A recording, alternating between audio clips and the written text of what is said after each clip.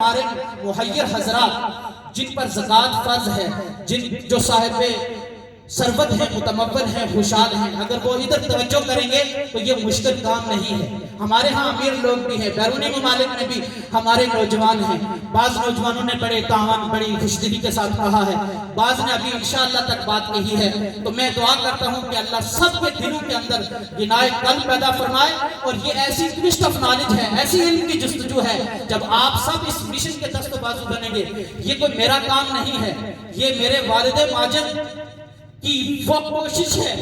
کہ یہ سوچتے تھے کہ کوئی میرے بعد میری کتابوں کو سنبھالنے والا ہو۔ میرے پاس تقریباً گھر میں 10 سے 12 لاکھ کی لائبریری ہے۔ جب ادارہ بنے گا تو جب وہ لائبریری قائم ہوگی، جو بچے پڑھیں گے، دیگر سوشل سائنسز، آج ہمارے فتح پور پٹیالہ میں کوئی ایک بھی پبلک لائبریری نہیں ہے۔ اگر کسی کالج کی لائبریری ہے تو وہ بھی نہ ہونے کے برابر ہے، چند ایک کتابیں ہیں۔ تو یہاں جب لائبریری قائم ہوگی، پبلک لائبریری، تو دین کا متلاشی بھی آئے گا، دنیا کی تعلیم حاصل کرنے والا بھی آئے گا۔ اور یہ پھر میں نے سوچا ہے کہ اگر آج کے لوگ کرائے سے بڑے تنگ ہیں، دور دراز بھی ہیں، تو میرا اگلا پروگرام 6 مہینے کے بعد ہے کہ میں آن لائن کلاسز میں بھی جو عورتیں گھر میں واٹس ایپ کے ذریعے، انسٹاگرام کے ذریعے، دیگر سوشل ایکٹیویٹیز کے ذریعے حاصل کرنا چاہیں تو وہ اس طریقے سے بھی ہماری معلومات، اس کے لیے ہمارے پاس کمپیوٹر کی ضرورت ہے، بہت ساری چیزوں کی ضرورت ہے، فریج کی ضرورت ہے، دیگر سہولیات کی ضرورت ہے۔ یہ جو میں نے کیا ہے اب تک، جو میرے پاس وسائل بنے ہیں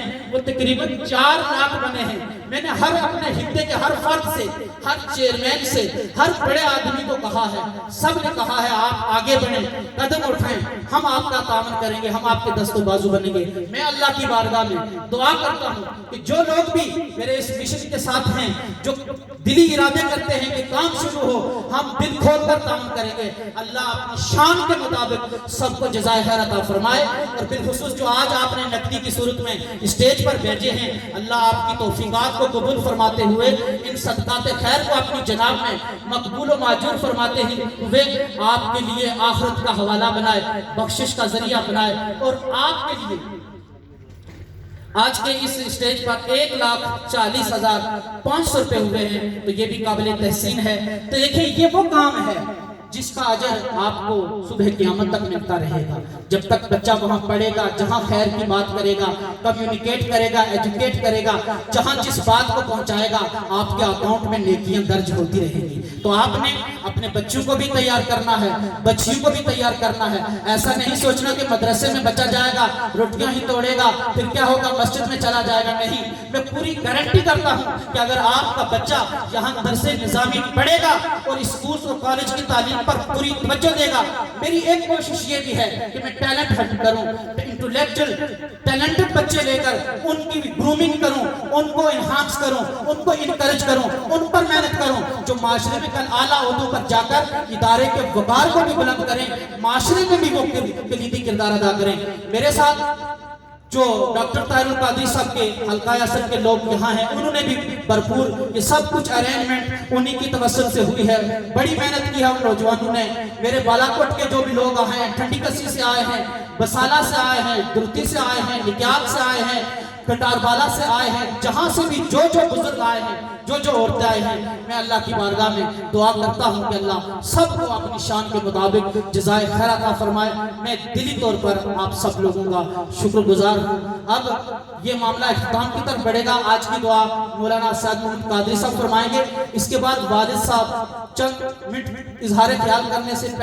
پہلے ہمارے آج کی اس تقریب کے مہمان خصوصی، وہ کسی صحت کی خرابی کی وجہ سے نہیں آ سکے، انہوں نے اپنے بیٹے جناب عبداللہ طارق صاحب کو بھیجا ہے۔ یہ انتہائی بیدار مغز اور نوجوان نسل کے ایسے ہونہار شخص ہیں کہ یہ بڑا درد رکھتے ہیں، پیشن رکھتے ہیں، اور بڑی